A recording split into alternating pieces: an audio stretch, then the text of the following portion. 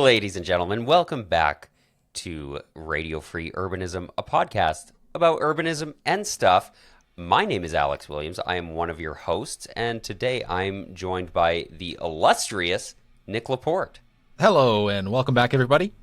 And I'm also joined by the stunning Ethan Myers. Glad to be called stunning by the wonderful Alex Williams, but it is great to be back, folks. You are a delight, Ethan. We're happy to have you back. We're glad you're feeling better, and we're glad you came back to us. It was a little touch and go there. We had to beg. We gave you a raise. I guess you went on a one-man strike and nearly brought the show to its knees. But, of course, we're broadly pro-union here, so... That's right, folks. We secured the 10-year, $150 million a year contract, so let's go. Hey, you know what? We got to pay for talent. But let's get into some updates here. Nick, I know you've got a pretty cool thing to mention here.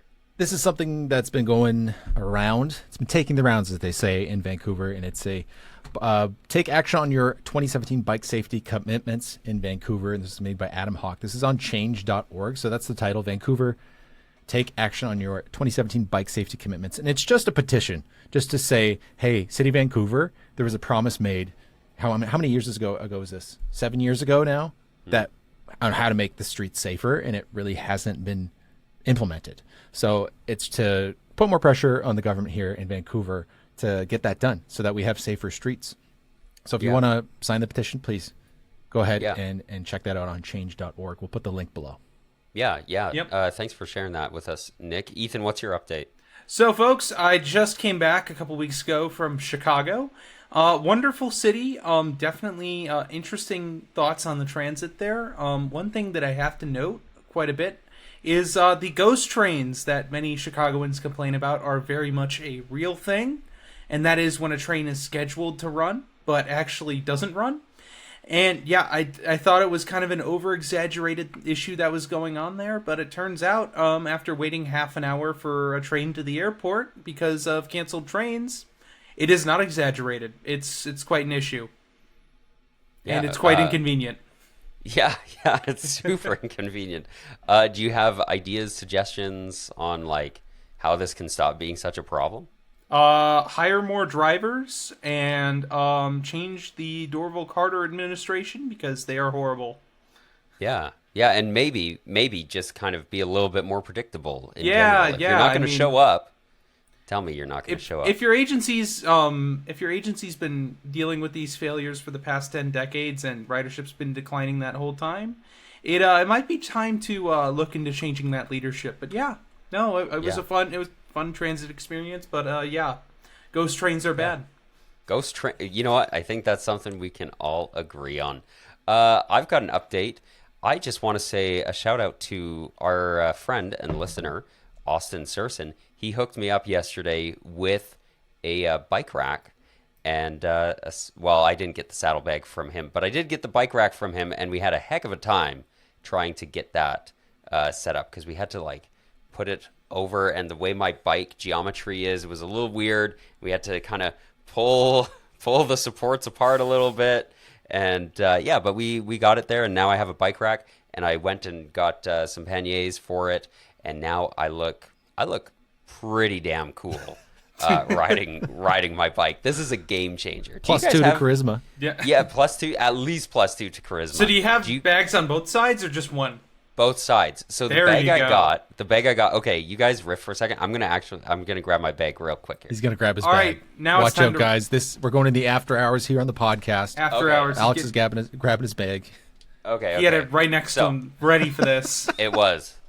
So So this is the bag.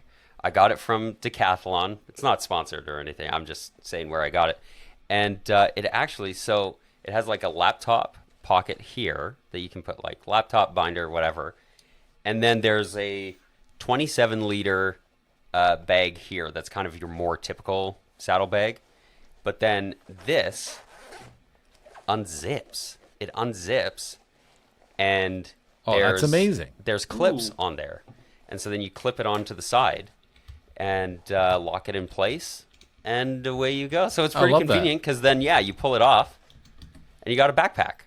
That's amazing. Ooh, wow. Nice, right? That is Yeah. really convenient. Yeah. So I'm pretty pleased with my purchase, and I'm excited to not have such a sweaty back whenever I go literally anywhere. Because literally it doesn't even matter. It doesn't matter how hot it is outside. It could be like 10 degrees, and you're cycling along, and you're just like, oh man, this backpack, because it's just extra weight on your back. But it does change, like, it was interesting riding with it though, because it kind of changes like the feel of the bike, right? Because you got this extra weight on the tail end. It was Easier kind to of do cool. wheelies, right? Yeah, no. Well, maybe. I've never tried. I'm really not very good. I went off a jump on my bike as a kid, and I like super scraped myself up, and so that was the end of my stunt career. But yeah, I'm really excited. I look sexier riding my bike now. If you want to look cool riding a bike, get saddlebags. Am I right, boys? Am I That's right? definitely the way. Absolutely. Many Definitely get one of people those are saying caps that this. goes under your helmet that flips up too. Yes. Those definitely the rain little tiny rain Yeah. cap thingies. Yeah, Yeah. definitely cool points for that. Get too.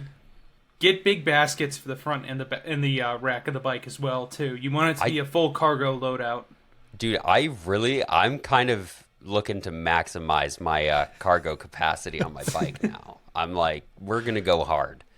Get a trailer. Yeah. Get one of those handlebar extenders. Dude. You can put Tie a everything. wagon to the back of the trailer, you know. Yes. I have. Wait a minute. It's going to be a bike train. A bike train. Oh my goodness, that is so cool. Have you seen those, like, the semi trucks in Australia that have like, it's like 5-car semi trucks? What? They have yeah, it's 3-car like ones out here.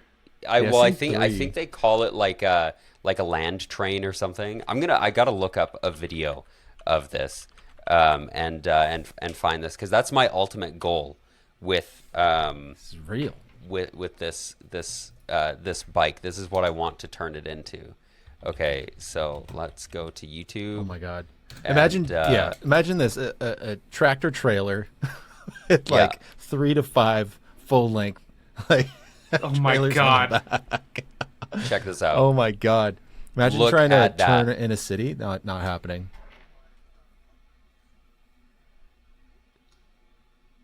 That's so cool. So this is what happens when you don't have real trains. Yeah. Very very inefficient. This is what happens when you don't have a random branch line every 20 feet like the US Yeah. or Canada.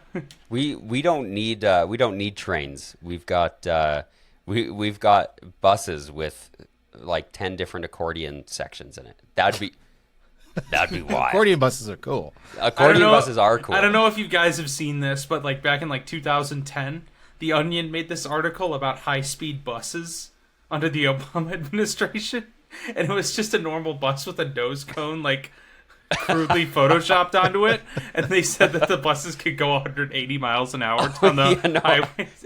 Yeah, I have seen that one, and they're like, in order to save on infrastructure or something, it will share a lane with the cars. And they have this video of the high-speed bus driving 180 miles per hour through heavy traffic. It's so good. I don't know if so we'll show that again sometime. But if you want to see video stuff, make sure you watch the YouTube video. You're welcome to listen in your podcatcher as well. But we do share the screen sometimes often. But yeah, so thanks to Austin for setting me up with a bike rack. And let's get on to the first story. Nick, We get take us spoiled away. by our viewers, folks. I'm just saying. Yeah. It's well, I did pay Austin, but I did get a good conversation. He's my Yeah. bike mechanic. Before we get to the first story that we're going to mention, Patreon. Thank you to all of our Patreon supporters and those who are in the audience right now. We got at least somebody in the audience listening or watching right now live, which you can do if you join Patreon for just $1 and get the live show, as long as access to our Discord, where you can harass us basically as much as you want.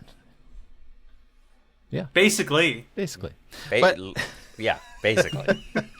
we get on the first story here. This is coming from New York. So New York City halts congestion pricing immediately. So this is something I've been wanting to dig into for the past week that this has come out. So I'm going to start at the beginning. Got to roll it back a little bit into the Wayback Machine when this first was introduced years ago, before the current governor was in charge. So what is congestion pricing in New York City? Essentially, it's a tollway. And if you wanted to enter New York, Manhattan, lower Manhattan, below 60th, that's basically the most southern part of Central Park, you're going to have to pay a fee. And on base, it's $15 to enter this congestion zone. And I think for bigger trucks, pardon me? It varied on time and, vehicle size. Yeah, and then for bigger trucks, it was like something like $36. And there were supposed to be exemptions for certain types of vehicles, and you could apply to a low income. I think it was the threshold was household income of $60,000 to get a reduction or elimination or something like that. So essentially what this is supposed to do is to reduce the congestion. That's what it's right there. It's in the name, congestion pricing. It's to reduce congestion in Manhattan. And the question I had immediately when I heard about this is, does this work? And the answer is yes, it works. It reduces congestion. It's been implemented in London, England, it's in Stockholm, and even Orange County in California. And what this has done, and if it's implemented correctly, is it reduces car traffic congestion, but it actually improves throughput. More cars can get through because there's just, once you hit that gridlock, everything stops up, nothing's moving. So it just lets things move more smoothly. And with that, reduces emissions, which is great for people's lungs because they don't have to breathe as much this crap in the air, right? I kind of like that. That's kind of a nice thing that I want to happen in more cities. Yeah. It's all right. Yeah, and this income can be used for forms of transportation. So in New York, what this money was supposed to be for, so this was supposed to be turned on at the end of the month on June 30th. All of this stuff is already there, right? They've implemented the cameras. They've installed everything. They just had to flip the switch on June 30th to get this thing started. And what they were going to do with this money is improve many stations throughout the MTA system to make them more accessible, because there's so many stations in New York City that aren't accessible. You can't, if you are in a wheelchair, you have some kind of accessibility problem, you've got mobility issues, they're unaccessible to you.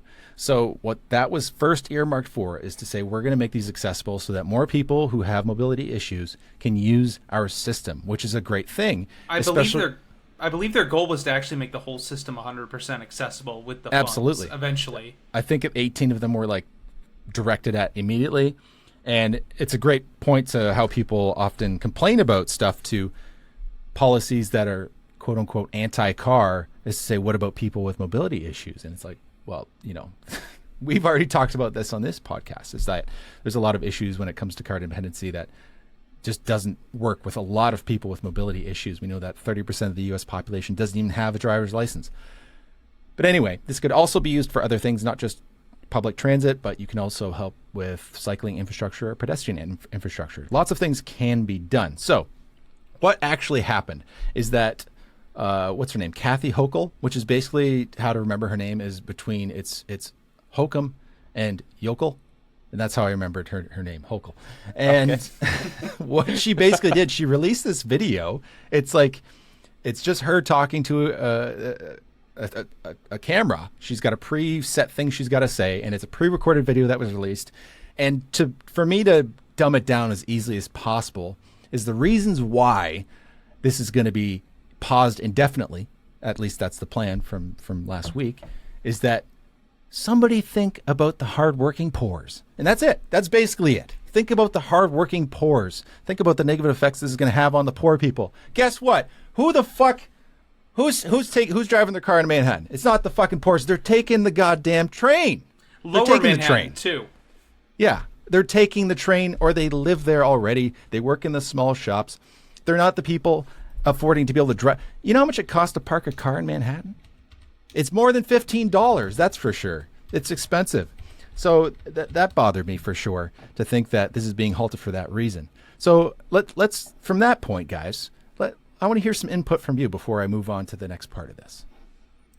I think one of the most interesting things about this is that you missed this in when you were talking about the benefits of congestion pricing, but bus speeds are actually going to be improved, just purely because you're taking more cars off the road. That's less cars in the actual traffic lanes, and you also free up more bus lanes for buses to move faster. So you're making bus transit more reliable.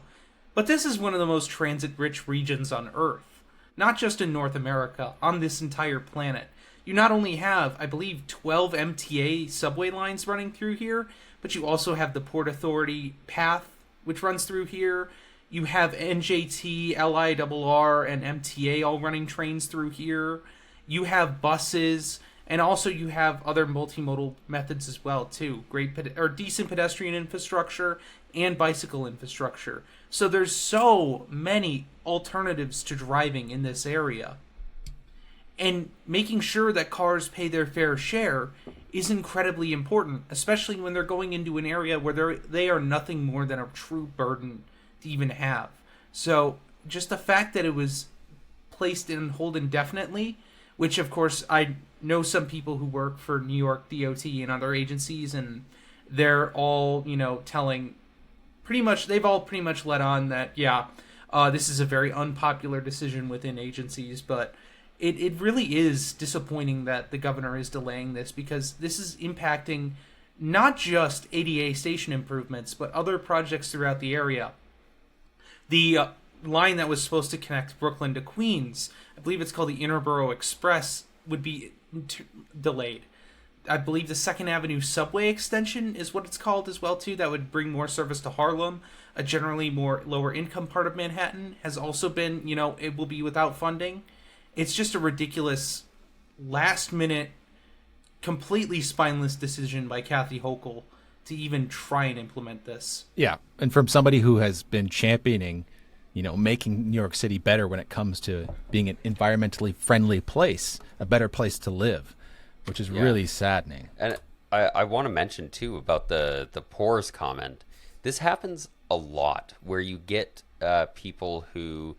it's kind of like, it's similar to like a white savior thing, right? Like, it's like, no, I know what's best for you. It's like, well, did you ask the poors what they wanted? Like, did you talk to them about this? And I think this happens all the time. It happens in housing. It happens in any social movement.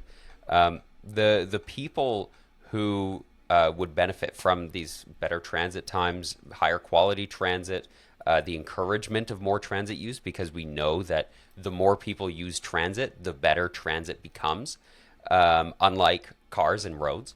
And so those people who would benefit from this, the transit users, the working class, these people, and I say these people, but I'm included in that group. I just don't live in New York.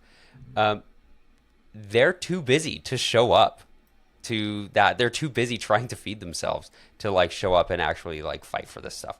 And so I think that's definitely an equity issue, and that's somewhere that people's voices are missing in this situation. Yeah, and I don't want to be too dismissive, because there's going to be actual people who will be affected by this negatively. Like, there are people who have to drive and who are on that edge. There are edge cases. There are people who have to drive, and that sucks, right?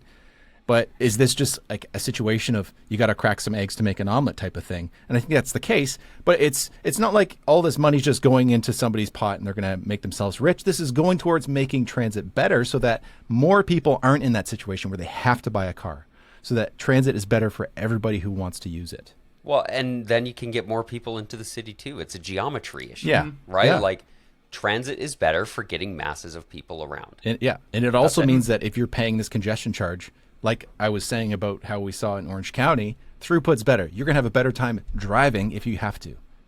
You also congestion's going to be reduced. I think a lot of people just forget the fact that you can't just push on, building more transit. You also have to do a little bit of pulling back on the car dependency at the same time. And unfortunately, a lot of people really don't see it that way, that they think that all you have to do is build transit, rather than actually encourage people to not drive. Because the unfortunate thing is in North America is that we subsidize drivers a lot. Our gas prices internationally are incredibly low, even in the most expensive regions. We absolutely subsidize the crap out of cars, and just making cars pay their fair share by charging for parking or doing congestion pricing in areas that are incredibly high demand to drive in is absolutely essential to making sure that our transit systems are actually supported and made as an actual viable alternative solution.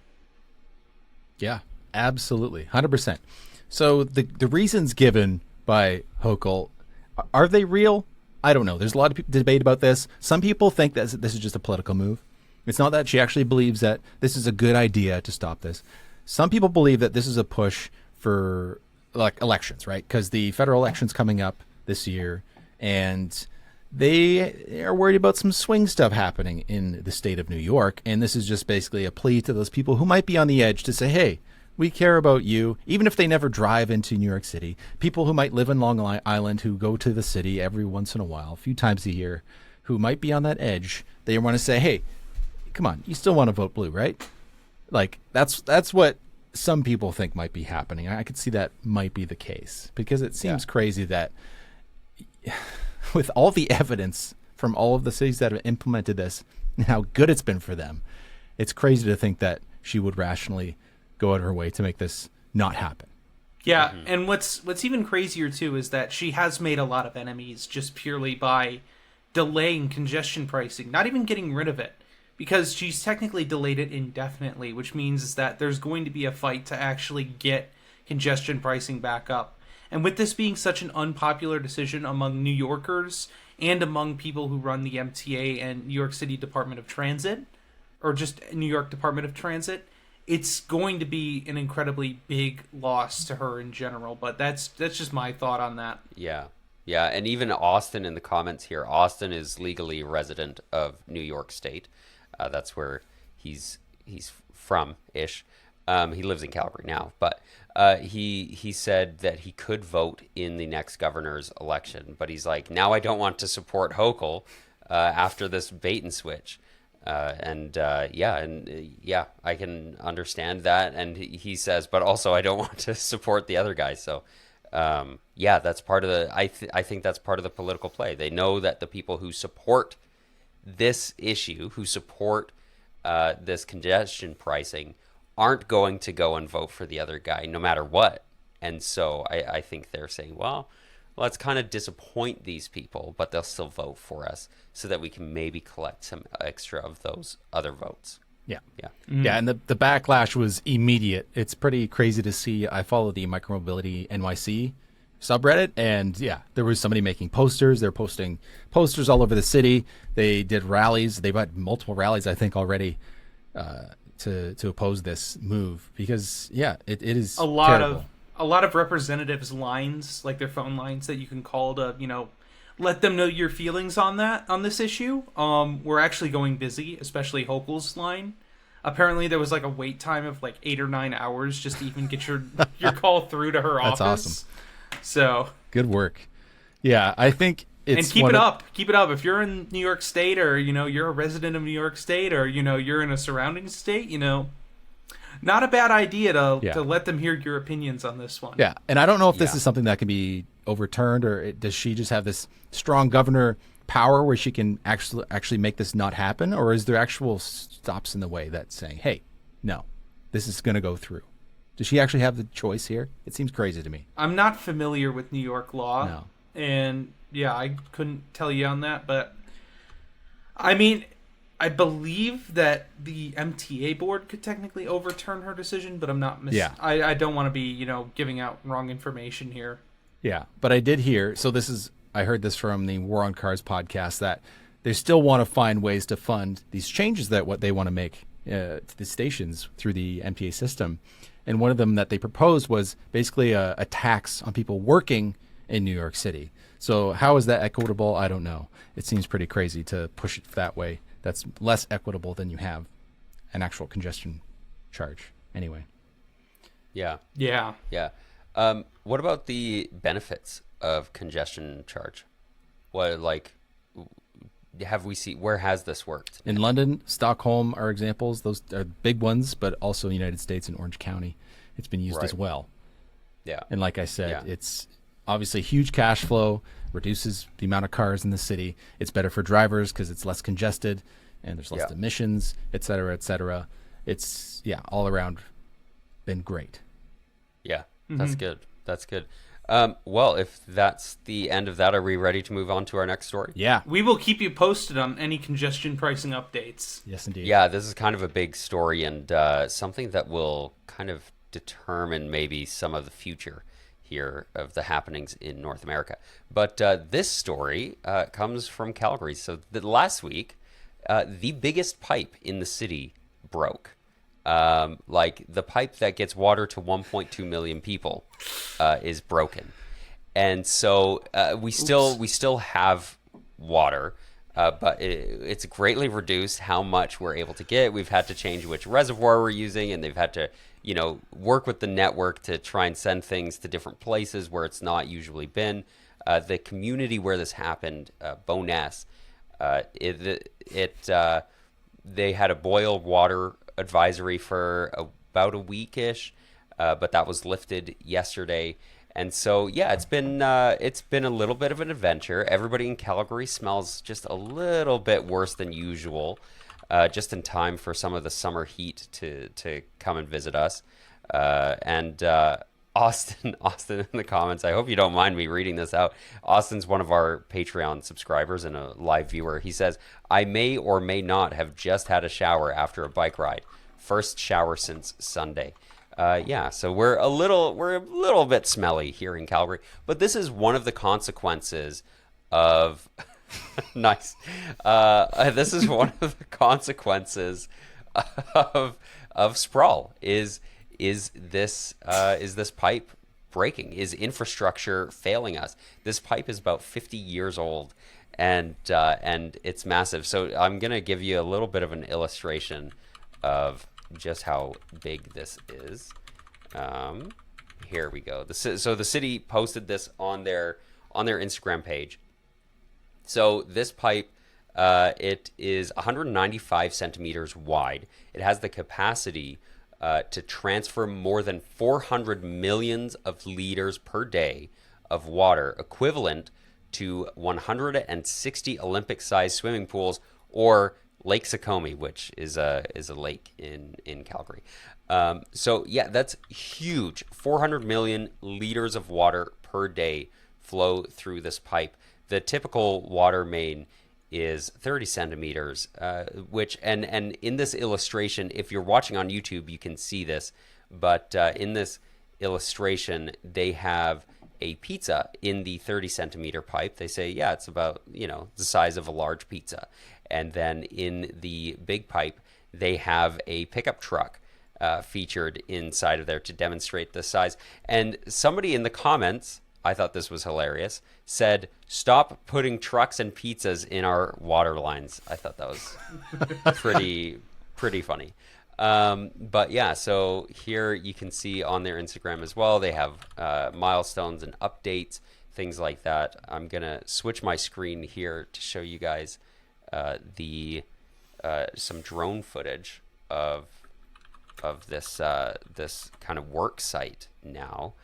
We're hoping to have this back working. I think next week, midweek, it should be all fixed up. But yeah, they're working around the clock to fix this up. And if we didn't have so much sprawl, we'd be able to maintain our infrastructure properly. A lot of people don't realize this, but big cities tend to have the water pressure on pretty high because it's better to have water going out of the pipes than sludge and mud and other debris coming into the pipes. So your city actually loses a lot of its water just to the environment because there are holes in your pipes that cannot be fixed because they cannot afford to fix them. So we just keep the water pressure on high so that pipe remains pressurized. So yeah, so enjoy this drone footage if you're watching on YouTube. They're working to fix this up. And tell me, what do you guys think about this as hopefully, maybe, do you think this will be a wake-up call? Maybe we'll start being like, maybe we should be more thoughtful about our infrastructure. It's definitely a call for that. A lot of people don't realize how expensive car dependency is. And it's not just in the way that we just talked about when it comes to congestion pricing and all of the externalities that come with car dependency when you're actually driving, but the actual infrastructure under and above the ground that's needed to sustain that is unbelievable. So I remember seeing a infographic that came out a while ago from Strong Towns. I was just looking for it. I couldn't find it, but essentially it compared how much, for example, footage of pipe you need per person, how it used to be before car dependency and what it is now. And it's like crazy, like almost tenfold in some cases. So to think about how much more we're spending on that is just unbelievable. So there's actually an article on Strong Towns. This is Charles Maroon wrote this one up. It's The Cost of an Extra Foot, and it's a great read. It's pretty short, but basically he did some arithmetic on how much it would cost just for that one extra foot of the size of a road, right? And it's something that you don't really think about until something like this happens, right? And how much it's going to cost for the city to fix. So it's definitely a good talking point. It's something that people need to realize, that you're not paying your fair share when you're building these places. It's other people who end up footing the bill. For example, someone who's living in a more dense space is going to be overpaying for the infrastructure that they need versus somebody living in a low density neighborhood. So yeah, hopefully you can spin this in a way. Hopefully people in the city of Calgary take notice in that this is a downside of car dependent infrastructure. I really hope so. Go ahead. I'm just going to be a bit more of a realist on this one. I don't think a lot of people like to think about the other infrastructure that happens in their cities. A lot of people don't like to think about power grids, and they especially don't like to think about water pipes, just purely because that's not the infrastructure that they see themselves using every day. People like to see themselves using roads, and they like to see themselves using transit at best, at a distant second there. But people don't really think about what comes from their taps. They like to just turn it on, turn it off, and that's it. The water appeared out of nowhere. You don't know exactly where your source is. Most people don't. Yeah. Most people couldn't tell you where they get their water from. But, I mean, it's important to know, but, like, the problem is that people really just, they don't care. They don't care unless it goes horribly wrong. And in that case, the problem is that people just aren't going to look at one externality versus another and compare, hey, maybe because we're so sprawled out, that's the problem. Most people are unfortunately going to be like, we don't take care of our infrastructure because government bad. And that's where most people just end, unfortunately. Yeah. But that's not the case. The problem is that we let ourselves sprawl to the point where we can no longer maintain our infrastructure that we have. Yeah, that's exactly it. And I think you hit the nail on the head that people don't see themselves using this infrastructure, right? Like the tap is kind of this magical thing, but you don't realize like all of this has to be maintained, and it costs so much money. Whenever people complain about property taxes and user fees and things like that, the way that cities fund themselves, it's expensive. It is not a cheap thing to run a city, and this is some of the most important government that we have going on. And I'm certainly preaching to the choir here, but if you want to get involved in your government, get involved locally. This is where like the decisions are getting made that are going to affect your day to day. So thanks for hearing this story, and hopefully this becomes an example of like, well, there was this problem. And luckily, Calgarians have been reducing their water consumption significantly. We're down 20% our typical usage right now, and as a city as a whole, which is really impressive considering businesses use about 30% of the water in the city, and they haven't been really reducing their water consumption because they use it for health and safety reasons, things like that. But individuals have really been stepping up and reducing their consumption. So that's good to see, and hopefully this gets repaired swiftly, and then maybe we can have a continued ongoing conversation about sprawl. But I think we're going to really, really have to push for that conversation. We're going to have to push to make that a story, because there's already been conversations about this being caused by too much density, which of course is not the case, especially with this pipe. It's literally which the dead opposite. Supplies water for 1.2 million people, and when you add more people on the edge of the city, their water is also coming through this pipe. Yeah. So, like it's like no matter where you add the people, you're putting pressure on this network of pipes that we have. That's the bottom line. Also, only having one water source is very much a Western continental thing, at least, yeah, with North America. Yeah. Because Vegas is kind of the same way, too. We have exactly one major water pipe that brings practically all the water into the city for 3 million people. And it is kind of insane just how important this infrastructure is. And if it goes down, you really are dealing with a nightmarish proportion of emergency infrastructure work. Yeah. So, it's spot on. We're putting all our eggs in one basket, and that one basket was one water pipe and a whole bunch of single detached homes. So, yay us. Gotta love it. We're killing it out Yeah, here, it's guys. kind of scary to think about, This is something that a lot of people don't realize. I know here in Vancouver, we often have water restrictions later in the summer because if it doesn't snow a lot here in Vancouver in the winter, we don't have a lot of water in our reservoirs in the summer. That's just the way it is. And as global warming keeps ramping up, it's going to get worse and worse too. And that's something I don't want to think about too much, but here we are. Yeah. Or if you're in the Well, we're Southwest, fucked. it's year-round. Yeah, exactly. Yeah. Jeez. Well, is this going to be a happier story? Oh, Ethan? Please bring us absolutely, and it'll joy. bring us some joy from the Southwest as well. So Good, this thank you. story is coming to us from the wonderful city of Tempe, Arizona. And Tempe, a couple years ago at this point, I was about to say last year, but it's 2 years now, opened up their first section of the Tempe streetcar. And so far, it's been a real big success. A lot of students at Arizona State use it. A lot of people who just live in Tempe, Arizona use it. It's a really good little piece of supplemental infrastructure and just a little bit of rail transit that's added onto the city. However, it's been such a big success at this point that they're now looking at extending it further into Tempe and into other parts of the area, including Mesa, Arizona. So I'm going to pull up this little map here, and essentially they've been starting to move more and more on it. They're currently at public input when it comes to this streetcar. So it is quite exciting to see. Well, for the streetcar extension, it is quite exciting to see. So I have this map up here, and it's got quite a few different graphs.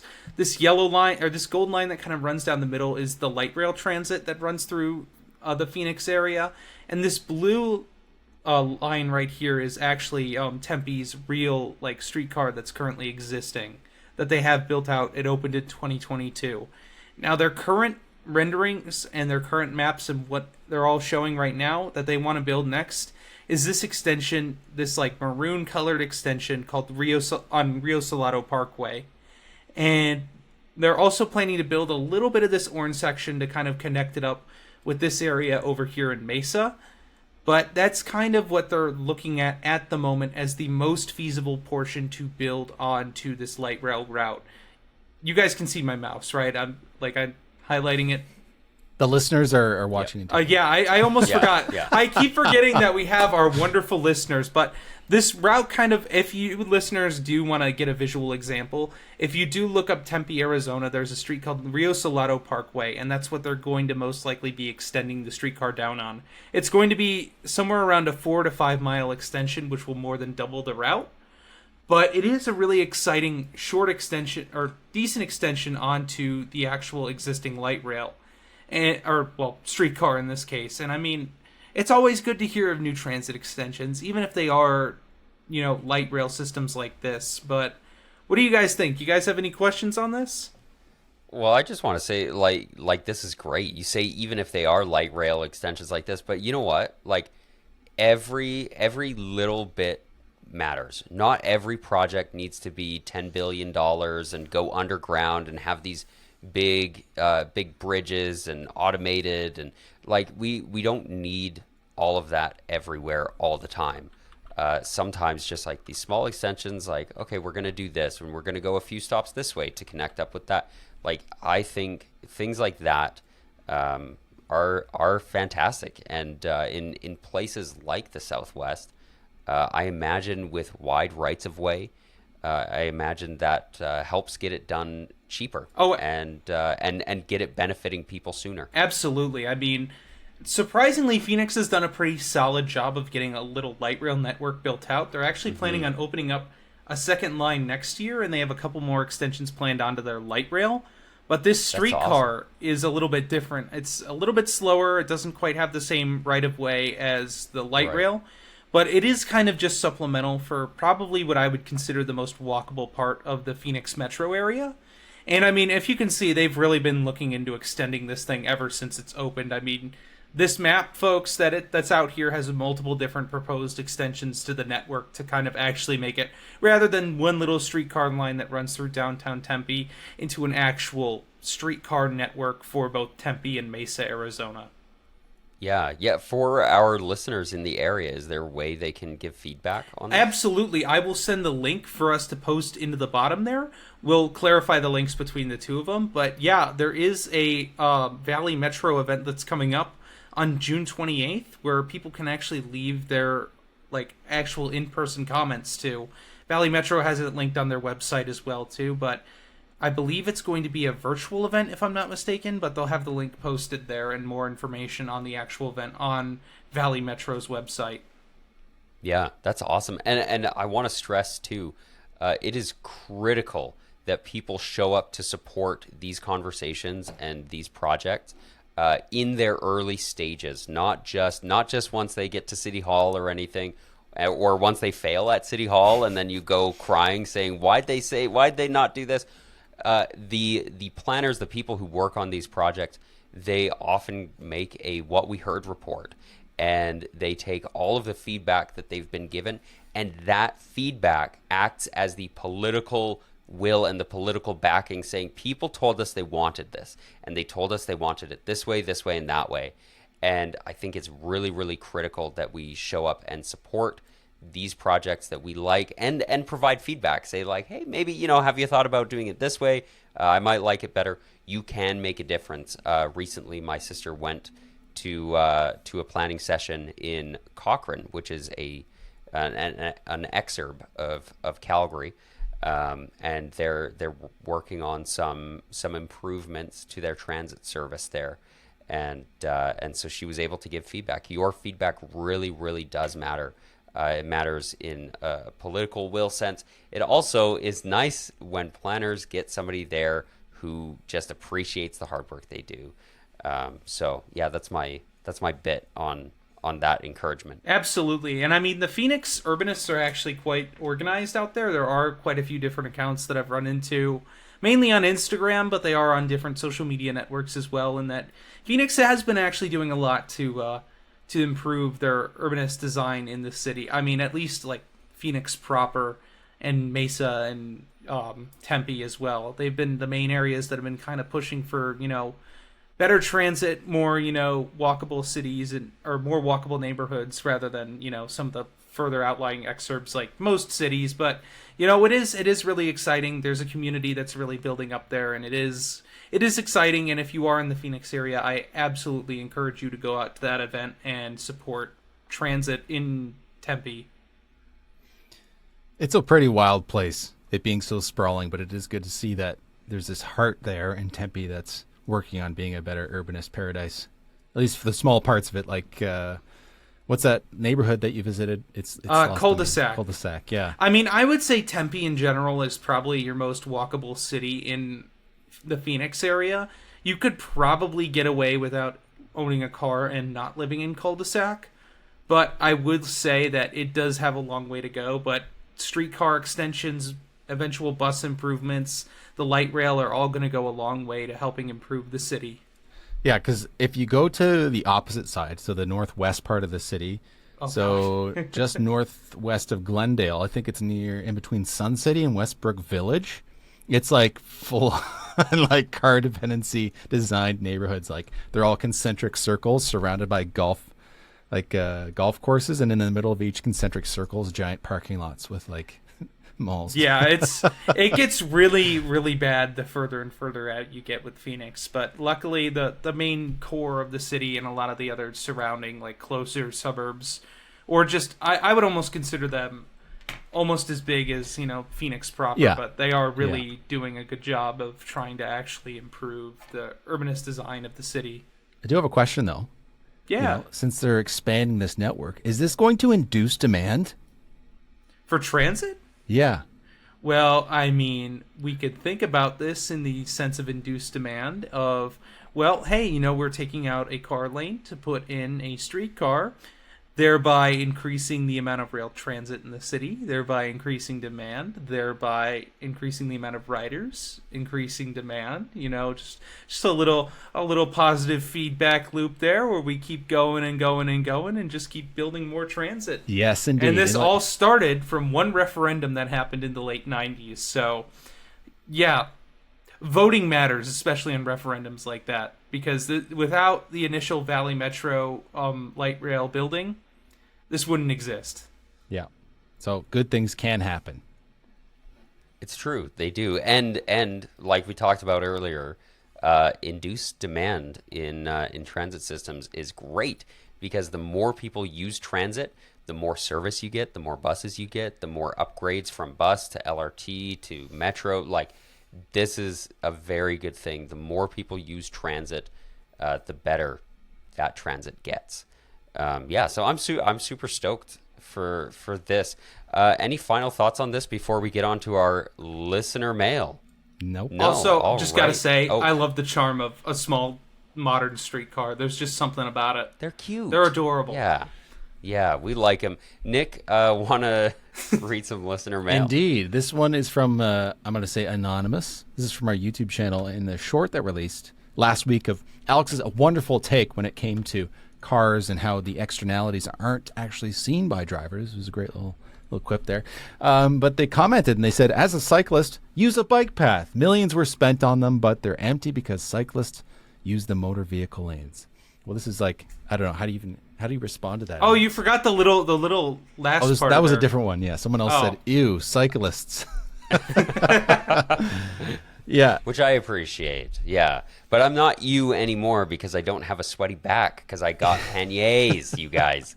But no, I did respond. You did. I did respond Yeah. to this comment. I just wanted to talk Yeah, about do you it. have that pulled up? No, I don't, but I'll bring it up. Oh, That's But- right, folks. We finally got some of our first hate mail.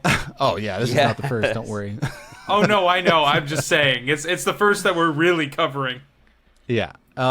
Because it's something interesting when people say stuff like this, as if that's actual truth, which is not the case. It's just that when you do see a cyclist in the quote unquote motor vehicle lane, which is not a thing, those are the only ones they do notice. So Yeah. you had mentioned, back to them, you commented that there are many places I need to go where I am not offered a cycling path. Trust me, I hate riding on the road with cars, which is... yeah. And I'm fortunate too. Like on the most main roads, we've got some pretty decent infrastructure. I mean, okay, decent by North American standards, infrastructure for cyclists. And I will say as well, most drivers pay attention. On my bike ride home from work the other day, it's like a 50-minute ride. I had multiple drivers who pulled out when they were leaving the parking lot. They pulled out of the driveway, parked on the multi-use pathway, parked over it. But when they saw me coming from a distance, they backed up and made sure that there was room for me to safely stay on the pathway and not have to do some weird runaround to get around their car. So there are people who are considerate, but I would love separated infrastructure, but it's not everywhere. And it's also not for everyone. I have plenty of footage of the kind of nearest cycling route to, I say cycling route with air quotes there, to my place. And a lot of people choose to ride on the sidewalk because it can be very uncomfortable on the road. But legally, I'm supposed to be on the road. The streets are for people. So if you have a problem with that, if you have a problem with me as a cyclist being on the road, build me a fucking path. That's all I ask. Please and I thank always love how these comments start out with, as a cyclist. As a cyclist myself. As a cyclist myself, Yeah. someone who, rode a bike when I was 6 and then never touched the thing again. Yeah. And you know what though? I will say too, I have seen and I have footage of cyclists riding on the road, in the shoulder of the road, but still on the road when there is a multi-use pathway parallel to them. But in circumstances like that, I think you should ask, why did that cyclist choose to make that decision? And in this particular instance, it's because the road is flat and straight, And the multi-use pathway was built with recreational walking in mind, and it meanders through a park, and you have to share it with pedestrians, and it goes up and down hills. And so and it lacks connections to other areas where somebody might want to go. And so there are instances where you will see cyclists somewhere where you feel like they shouldn't be. But I think in that case, you should ask, well, why aren't they using the bike infrastructure we've built for them? Yeah. Because they reasoned it out in their head that they decided to ride with 80-kilometer-an-hour cars instead of on this quote-unquote cycling infrastructure that was built. Yeah, actually, before the show, I was talking about how I went on this ride with my wife this weekend, the 100K ride. I had exactly that situation happen. I was in Richmond, just south of Vancouver. It's a community down there, and they have this dike that runs around the city, which is an island city, and it's below sea level. So they have this dike that runs around it, which is kind of cool because on top of the dike is a multi-use path. But just like you said, it's gravel. It's got heaves in it and potholes and stuff. It's great for walking. If you're on a mountain bike, totally cool. When you're on a road bike or even my commuter bike with fully pumped tires and no suspension, it's terrible. Super uncomfortable, not fun. Also, not protected from the wind. If you go down on the street, you're protected more from the wind. It's flat, and you go fast. And that's what we did. We rode on the street because it was better for us in those situations. But yeah, this is like one of those things where it really annoys me. Like, we never see people in the bike lane. It's like, it's because there's no traffic in the bike lane. Like on Bike Talk, we had Taylor Nichols on the show a while ago. He's a host of Bike Talk over there. They have this traffic update once in a while, and it's always so funny, and they laugh, and it's so silly. But I don't know if it's someone who works for the show, but it's like they call him on the phone. He's like, "Hey, can we get a traffic update from downtown LA?" He's like, "Oh, traffic's backed up for miles here. It's terrible. You can't drive anywhere. Nobody's moving, but I'm on a bike, so it doesn't matter." Ha ha ha ha. Every time it's the same thing because you don't have to worry about it. Every time I see a traffic update, it's because you don't have to worry about it on a bike. And that's why bike lanes seem empty a lot of the times is there's not actually a connected network. You just like put down one really nice bike lane. People aren't using it because it doesn't lead anywhere. It ends in 5 blocks. Yeah, but also two, bikes just fly through there. They're not waiting for anybody. They're much smaller. You don't notice them as much. There could be one Escalade with one person in it, and that's the same as one person on a bicycle. But you're going to notice that Escalade a lot more than that one person on a bicycle, hiding behind the wall of cars that are parked along the bike lane often. So, yeah. If you stop for a second, you will see there are plenty of people riding their bikes all over the place. You just got to open your eyes and see. But let's get on to this next comment here. Reese wrote in saying, "I'm going to be taking a leave from work soon. We'll have some more free time to do some bike advocacy locally. I'm super excited for that. I am thinking about getting a ride together with the mayor where I take her around and show her where infrastructure needs to be improved. Do you guys have any other ideas for getting to the mayor and other council members and letting them know that the community is serious about cycling infrastructure? What can I do? What can I organize?" I think that's a great question. Ethan, do you have any thoughts right off the bat? When it comes to getting organized, I think just reaching out honestly to your city councilors when it comes to actually getting some sort of public feedback on your opinions is always great.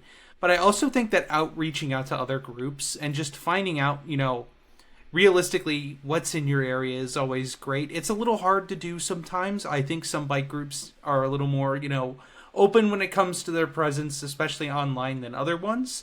But I think definitely just looking up and researching and immersing yourself in one of the communities is definitely a great way to reach out to your more local community. Or if you're in a larger, metro area, it might be a little bit easier to find a community than if you're, out in the middle of nowhere. Yeah, totally depends on your location. Nick, you've kind of gotten involved with a few different organizations in Vancouver. Do you have any recommendations? Yeah, definitely look for any organizations that are already going on and are pushing for the interests that you are wanting to get involved in, especially if you're talking about cycling. So that's probably like a Vision Zero or something similar. There might just be a cycling advocacy group. Or Strong Towns even. Sometimes that's part of that whole milieu that they're working on. Now, the thing that really helps coming from that is one person, you can't do a whole lot. You can go lobby your city council, and you can go talk to them, and you can email them or call in during hearings and stuff like that, which is helpful, and it's not nothing for sure. But what the best thing to do is get involved with a group and focus on one issue, whether that's one issue you want to be brought up or one issue that is coming forward from city council themselves. Like, for example, there was one city councilor here in Vancouver that was working on making the street safer and making sure that all of our local streets were 30 kilometers per hour and no longer a blanket 50 kilometer per hour in the city. It's 30 kilometers unless otherwise posted on the local streets. And that's something that Vision Zero rallied behind. And now, what I was showing the guys before the show, these stickers I've got are for no ride on red. And these essentially are to say, hey, we need to ban ride on reds in Vancouver because they're not safe for pedestrians and cyclists. They're not safe for vulnerable road users. And that's the one they're pushing for right now. And I think that's the kind of stuff that not only brings these issues to bear to city council, but it can also be the basis for a city councilor and their motion, which I've seen with Vision Zero, as they've actually helped bring evidence and helped write up motions for city councilors in Vancouver City Council. So you can get that far. You can do that. And Vancouver's not a tiny city. It's not a massive city, but it's something you can do and you can make real change. Yeah. And I do think it's really important. I mentioned this already in this show, but your local government, like your city councilors and your mayor, they're a lot more accessible than you think they Absolutely. are. If you're in Canada, they're more accessible than your premier. If you're in the States, then your governor, like the president, the prime minister. Like, these people are so much more accessible. They live in your neighborhood. Good Hopefully. chance. Good chance if you have a hopefully. Yeah. There's a few. If you have a council member some... worth a damn, they're usually hosting some sort of monthly or weekly event to get together with their constituents. It happens. Yeah, and you can send that invite to get them on there. One thing I would recommend as a last recommendation on here before we go to the next little piece of mail, I would recommend that you film it, record it, talk about it, make a video about it.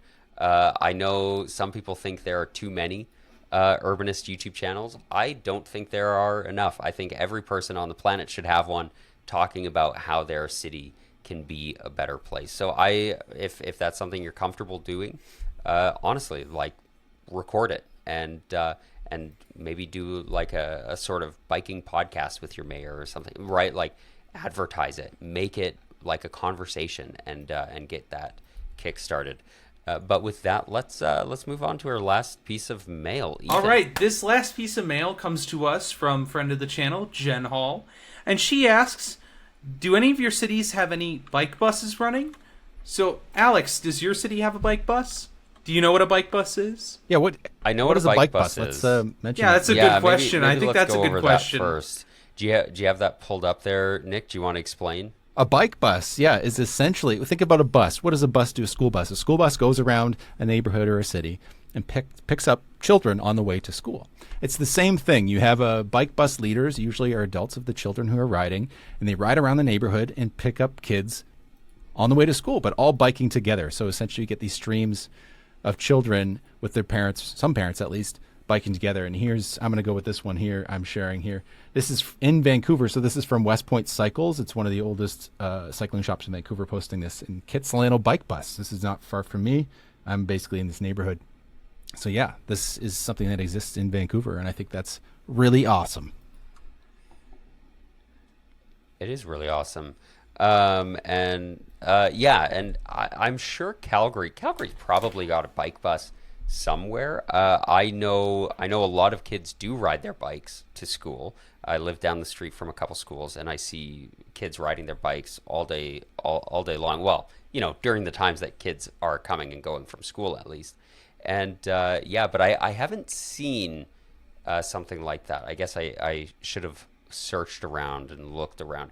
Do you know about anything like this in Vegas? So I'm unfamiliar with it. I do see kids ride their bikes to school, or just riding bikes for leisure, but I haven't exactly heard of any events going on, nor do I think Vegas is really a city that would have that going on. There's not really a super strong Vegas urbanist community, there have been some critical mass rides in the past here in Vegas. Haven't been any recently, but I would assume that at least I have seen a couple of Vegas urbanists as of recent, and hopefully it would be something that we could get started up here at least. Get the ball rolling on that.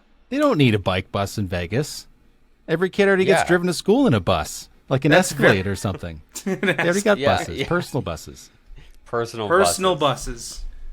Yeah, and Austin in the chat here, which if you want to join the chat, you can go to patreon.com/radiofreeurbanism. Wow, look at Alex just shouting out the Patreon all the time. And we're not desperate for your money or anything, folks. No, we're not for desperate. as little as $1 a month.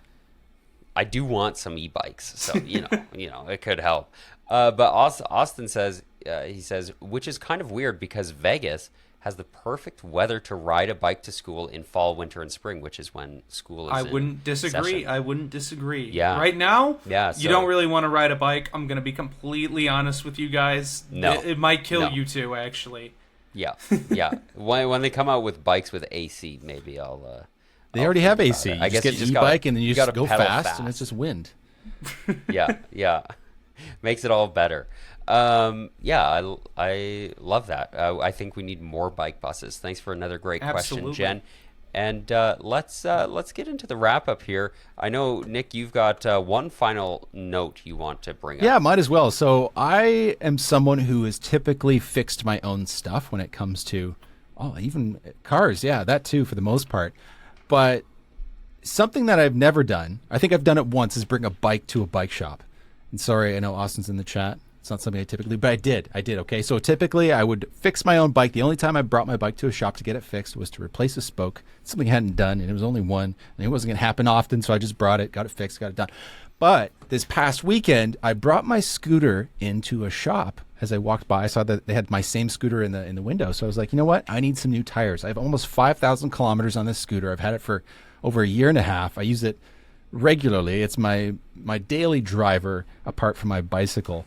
And I knew how hard it was going to be to change the tires on this myself because they're tubeless tires, which mean they have that really hard rim. And I watched a video from Apollo on how to change these tires, and I was like, no, I have a hard enough time changing my bike tires on my commuter bike. They're a pain in the butt. I was like, this is going to be impossible. I need to get giant iron pry bars to take these things off. I'm probably going to hurt myself. I'm going to destroy my scooter. I was like, no, I'm just going to bring it in and get it done. It wasn't cheap. I got them to do a little bit of other work on it as well, but it cost me almost $350 for all this work, including the two new tires, which should last, another 5,000 kilometers, which at that point, the scooter would probably be close to being dead. But it's something people don't think about. I've done videos about having a scooter and the costs associated with that, and it was implemented there, but it's wild to think how much it costs to upkeep these things if you can't do them yourself sometime. And that's why I do love bikes, is because a lot of the time you can do it at home, and it's usually very easy to fix. Yeah. Or be like me and just take it to Austin and ask him to tune it up and fix it up a little bit. But scooter repair, I guess that's something that will probably be becoming more of a thing, but that's expensive. Yeah. I guess you kind of have to weigh, I don't know, I don't like seeing things go to waste, obviously, but you got to weigh, how much is it worth to you, right? How important is that mode of transportation? My bicycle, my acoustic bike, I'm happy to, I'm not a very mechanically inclined person. Austin does show me what he's doing and stuff, but I'll still always bring it to him because, that's just not what I'm into. But at least, I feel like there's some things that I could figure out if I had to figure it out. Whereas once you got to an e-bike, then it starts being kind of okay, well, there's some electronics involved now, right? And I mean, you see it with cars too. Good luck doing repairs on your brand spanking new car because it needs some sort of special plug-in and this, and the warranty expires if you touch anything, and so I think repairs, that's kind of, I don't know. I think that's something to have a bit of an ongoing conversation about. It makes it more disposable too, and that's something I worry about. And it's Yeah. not only the cycle when it comes to these types of things in micromobility devices, especially scooters that have a single drivetrain and they're electric and the batteries go. You think about a phone. What's the lifespan for a phone? It's anywhere from it's usually 1 to 2 years, right? It's maybe 2 years for most, but some people stretch it. Either way, most people are getting a new phone every 1 to 2 years. They might break it and just get a new one. And it seems like a lot of these devices are in those cycles, right? You think about a car, that's 10 to 20 years, but a scooter might be 5 years tops, you know? Right. And that's something to worry about disposability and this stuff. And even if you're thinking about all these repairs that might happen, especially with lower cost scooters too. Exactly. I mean, sub 500 models are really going to be that kind of, you know. Oh yeah, sub 500. That's just. Imagine you bought a used 9-bot Max. What, $500? You got to change the tires on that, $250, and you're like, I just get another one. Like, get a brand new one. Or if you're really cheap, you go out, you get a Go Trax that's like $300 or $400 new, and then you're like, motor's acting a little weird. Garbage with you. So I think making repairs more accessible for the user, making it easier, that would be much better. That's, you know, when it comes with certain technology, you get bonuses. Tubeless tires are fantastic. They keep their air really well. A lot of them are puncture proof and stuff like that. Yeah. But they're really hard to change on your own. It's tough. And I do think about like recycling and stuff. You mentioned phones. A lot of the time you can bring your phone back and it'll get recycled. Like it'll go back in, you know, it's not just going to a landfill.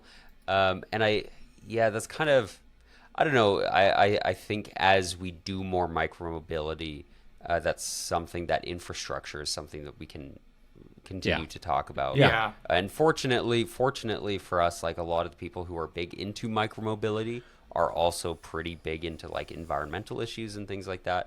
And so I feel like there won't be too much friction trying to encourage this reduce, reuse, recycle. And that's why acoustic bicycles are so amazing, is because you've seen so many people with a bike that's been running for 30 years, right? You can upkeep it very cheaply and it'll just keep going. I mean, you'll see people with bikes covered in rust too. You'll see people with bikes, you know, that if you even take care of them, 50, 60, 70. I mean, people are still riding penny farthings, for God's sakes. Yeah. I mean, my bike was originally, I think the label says made in ancient Egypt. So, you know, my bike's at least like a few thousand years old. Now, to be fair, the best way to dispose of your e-bike batteries or e-scooter batteries, just chuck them in your local ocean. You know, a lot of people do that. We need to charge the eels, and you know, unfortunately, we're running low on car batteries because of woke. So they'll deal with lithium ion. It's all fine. You just chuck them in there, and boom, charges the eels right back up. Healthy environment. Yeah. I think but on a serious note, I think you can bring them to like repair facility or not repair recycling facilities, or even Best Buy might take them. I don't think Best Buy takes them anymore, but definitely a recycling facility will absolutely take them. Yeah. Yeah, and like the landfills in Calgary, if you take them there, they've got every landfill has a bunch of different recycling stations there. And, did we talk about this on the show? The recyclability of batteries, lithium-ion batteries, it's gotten really good. Did we talk about that? I think we have. Something like 90% efficient recycling of these now, and there's like multiple places in the States that have opened up. It's amazing. Yeah. So, well, that's good. Thanks for sharing that with us, Nick. Any final thoughts? Otherwise, I'll pass it off to Ethan to start our wrap-up-y-doo thing. All right, we'll start up our wrap-up-y-doo thing according to Alex. So, Nick, where can we find you? Well, you're not even going to start? I'm going to come back around? That makes sense. Okay. You can find me on YouTube at Nick Laporte. I got a video coming out in a couple of days. You might want to check that out. And you can find me on Nick the Door and other social media platforms. And handing off to our esteemed host here, our main host, exalted, salt of the earth, Alex Williams, please. It's true. I am the most salt of the earth. I am the most modest and humble person on this call. Praise me. You can find me at Humane Cities on YouTube and Instagram. I actually do have a few things that I'm working on, some videos that will be coming out soon. I promise, because I actually have a deadline on a couple Folks, of these he's got a projects. deadline.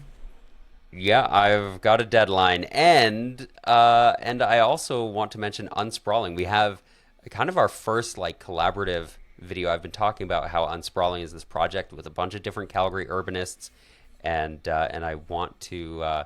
I'm excited to share this first video. I think hopefully coming out next week. I should have that wrapped up. It's gonna be a gooder, and you're gonna love it.